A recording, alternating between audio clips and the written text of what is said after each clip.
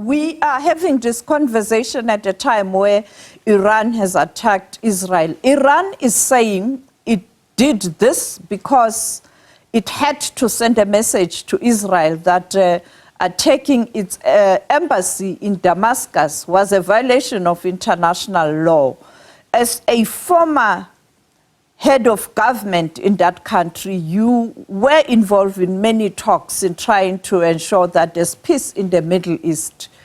What is your reaction to the current tension in the Middle East? I think it's escalating tension, which is in a way a result of the operation devastated barbarian attack of October 7 carried out by the Hamas, who is connected in some way to the what we call the axis of rogue states led by Iran, including Syria, Hezbollah, Hamas, the Houthis in Yemen, and some militias in Iraq and Syria.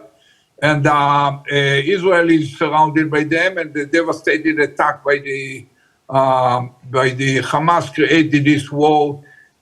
It's true that at a certain point we hit Iranian target. We saw it to be outside of the consulate, but for some reason Iran interpreted it as part of the consulate, and they decided to respond. And 2 nights ago they suffered a major blow. They attacked Israel with hundreds of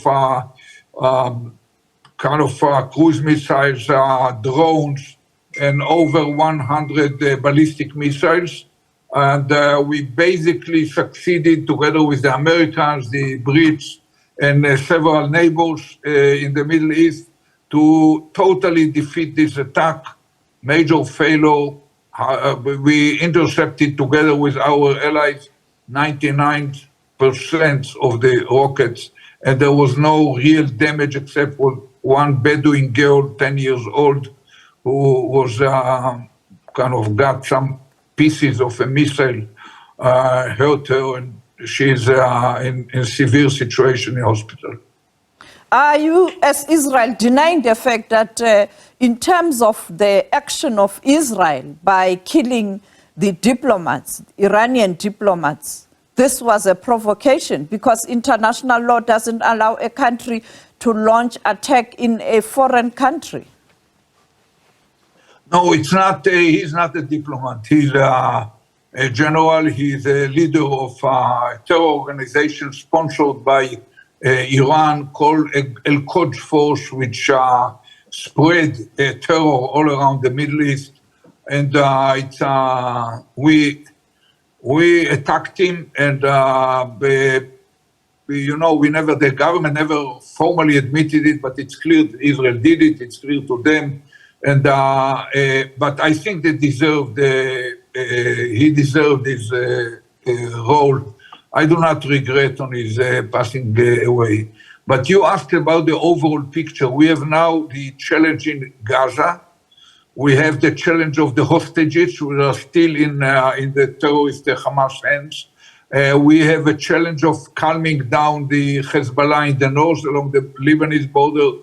We have to bring back to their places about 100,000 Israelis, not just around Gaza, but also along the Lebanese border, to bring them back home.